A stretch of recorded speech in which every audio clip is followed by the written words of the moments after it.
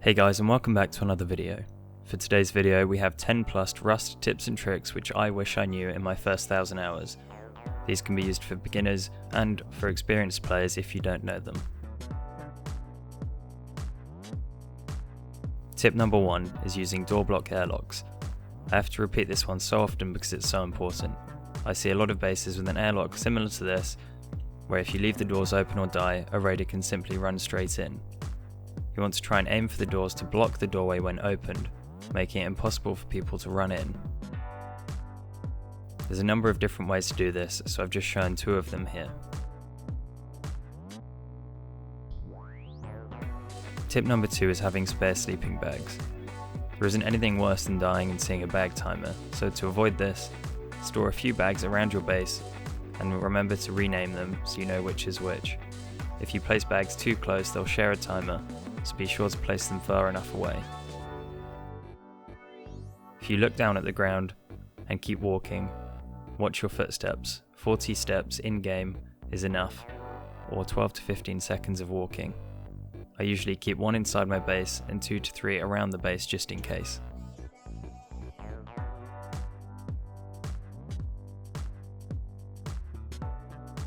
Tip number 3 is breadcrumb sleeping bags. When you spawn on the beach after joining a server, rather than farming up near the spawn where it's busy, run straight to where you want to build. Place bags en route which will act as waypoints. If you get killed or die, you don't need to run as far each time.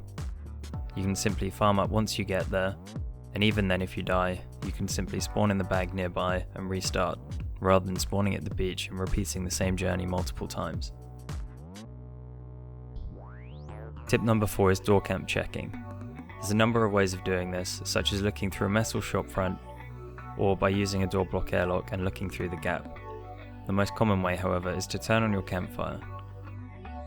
If your comfort goes over 50%, then someone's definitely waiting outside, so just wait it out. Number 5 is using barbecues for storage. I always get comments on my base builds asking why I use so many barbecues, and the answer is that they double your storage.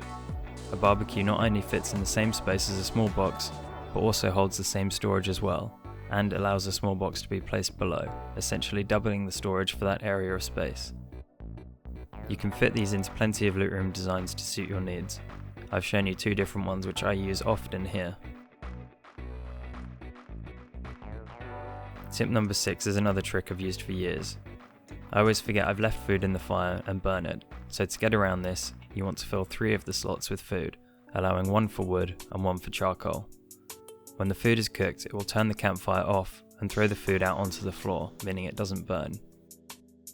If you keep turning it back on, it will pump out the 3 pieces, and then it will keep cooking until the next 3 are cooked. Using this method is also a faster way to cook, as you manage 3 pieces at once rather than 2. Number 7 is cloth for scrap. If you're having a hard time getting hold of cloth, you can essentially buy cloth for scrap at the Outpost. For 40 scrap you can buy tactical gloves and recycle them. You get 10 leather and 164 cloth per glove if you quick recycle, or 10 leather and 200 cloth per item if you recycle the components one at a time. This means you can essentially buy 1000 cloth for 200 scrap. Tip number 8 is farming at the Outpost. When you're in range of the Outpost, you can't equip weapons or kill players without being killed by the turrets. You also can't loot body bags. To use this to advantage, you can farm trees within this zone. As long as you swap your tool to an empty slot every 5 seconds, you can reset the timer, allowing you to farm in safety. Not only can you farm trees, but you can farm nodes and barrels and crates in here as well. Because of the turrets, you'll be in safety, and if you combine that with a recycling trip afterwards, you can ensure that you won't lose your stuff. Tip number 9 is LowGrade Outpost. This one isn't the most cost effective, however you can buy enough low grade to make 2 furnaces for 50 scrap, which is pretty easy to get hold of following the previous tip and farming around the Outpost. Alternatively, if there aren't enough barrels and you have the crude oil available, you can smelt the crude oil within the Outpost in safety before running back to your base to craft the furnaces. Tip number 10 is something I've used in a number of my builds. Doors that are left open are actually more expensive to destroy. A closed sheet door is around 63 explosive ammo, and an open sheet door is around 100 explosive ammo.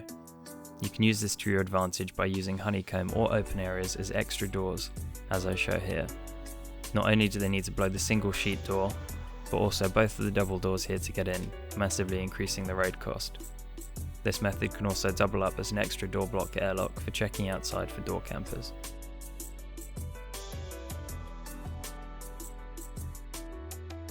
Number 11 is buying scrap from the outpost. This is pretty handy for solo players who may not use things such as HQM or the higher tier keycards. This shop in the bandit camp buys them from you for scrap. You can get 80 scrap for red keycards, which you may never use or need, and you can get 2 scrap per high quality metal. With the number of new electrical components, it's pretty easy to get high quality metal by recycling them, making this a pretty handy way to get some extra scrap.